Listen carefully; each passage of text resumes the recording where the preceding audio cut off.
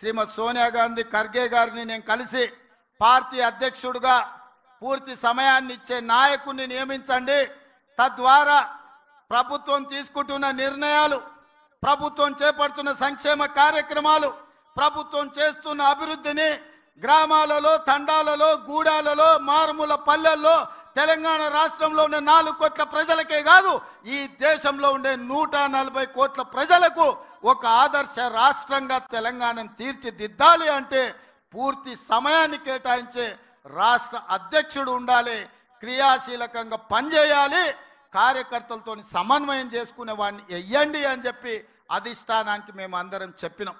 అన్ని రకాలుగా ఆలోచన చేసి బలహీన వర్గాలకు సముచితమైన స్థానం ఇవ్వాలి, 3 సంవత్సరాల కార్యనిర్వాహక అధ్యక్షుడిగా ఎల్లవేళల గాంధీ భవన్లో కార్యకర్తలకు అండగా నిలబడి ప్రతి వాడికి విశ్వాసం కల్పించి ఈనాడు కాంగ్రెస్ అధికారంలో రావడానికి తనదైన పాత్ర పోషించిన మహేష్ గౌడ్ని ఇవాళ సోనియా గాంధీ గారు, ఖర్గే గారు రాష్ట్ర పార్టీ అధ్యక్షుడిగా నియమించండు.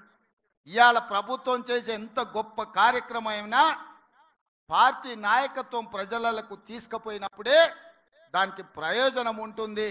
మన్నటి గెలుపు సెమీఫైనల్సే. 2023 తెలంగాణలో రాష్ట్ర ప్రభుత్వాన్ని ఏర్పాటు చేయడం అంటే నేను పిసిసి అధ్యక్షుడిగా ముందుకు నడిపించింది, సిఎల్పిగా బట్టి విక్రమార్క గారు నడిపించి గెలిపించింది సెమీఫైనల్స్ మాత్రమే అని నేను చెప్పదలుచుకున్నా. వాస్తవంగా ఫైనల్స్ 2029లో ఉన్నాయి.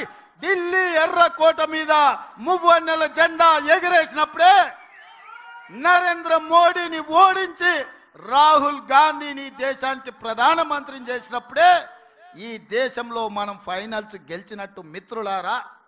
అందుకే మిత్రులారా 94 నుంచి 2004 వరకు 2 సార్లు టీడీపీ గెలిచింది, 2004 నుంచి 2014 వరకు 2 సార్లు కాంగ్రెస్ గెలిచింది, 2014 నుంచి మొన్నటి ఎన్నికల వరకు టిఆర్ఎస్ 2 సార్లు గెలిచింది.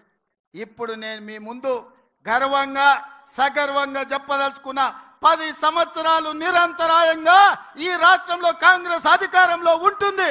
2029 పార్లమెంటు ఎన్నికల్లో తెలంగాణ రాష్ట్రం నుంచి 15 పార్లమెంట్లు గెలిపించి రాహుల్ గాంధీని ప్రధానమంత్రిని చేసినప్పుడే మనం ఫైనల్స్ గెలిచినట్టు.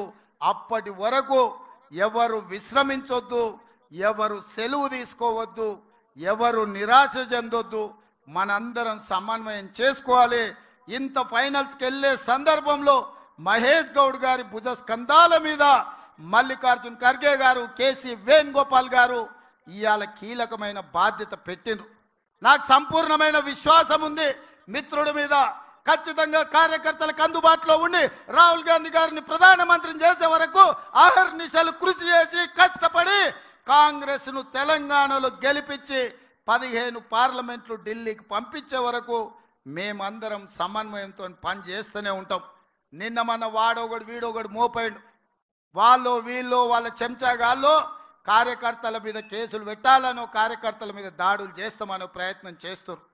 మన ఇంటికి వస్తామని చెప్పారు, కానీ మనోళ్ళే వాళ్ళ ఇంటికి పోయారు. చింతపండు అయినాక చెప్తారు మా ఇంటికి వచ్చి తన్నీరని. సంకనాకనికి విలువాలనా రా చూసుకుందామని. అందుకే నేను చెప్పిన, నేను లేను, శాంతి భద్రతలు వస్తానే చూసి శాంతి భద్రతలను సరిదిద్దండి అని చెప్పిన. మా కార్యకర్తలు ఎవరి జోలికి పోరు, కానీ ఎవరన్నా మా జోలికి వచ్చి మా మంచితనాన్ని చేతగాని తనం అనుకుంటే చింతపండు అవుతుందని నేను చెప్పదలుచుకున్నా. మా మహేష్ గౌడ్ గారు కొంచెం సౌమ్యుడు అయి ఉండొచ్చు, కాకపోతే వెనకాల నేనున్న సంగతి మరవద్దు.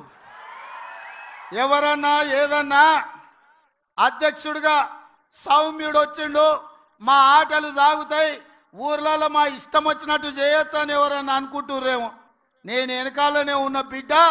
ఎవరన్నా మా కార్యకర్తల జోలికి వస్తే ఒక్కడొక్కడికి ఉంటుందని నేను చెప్తున్నా.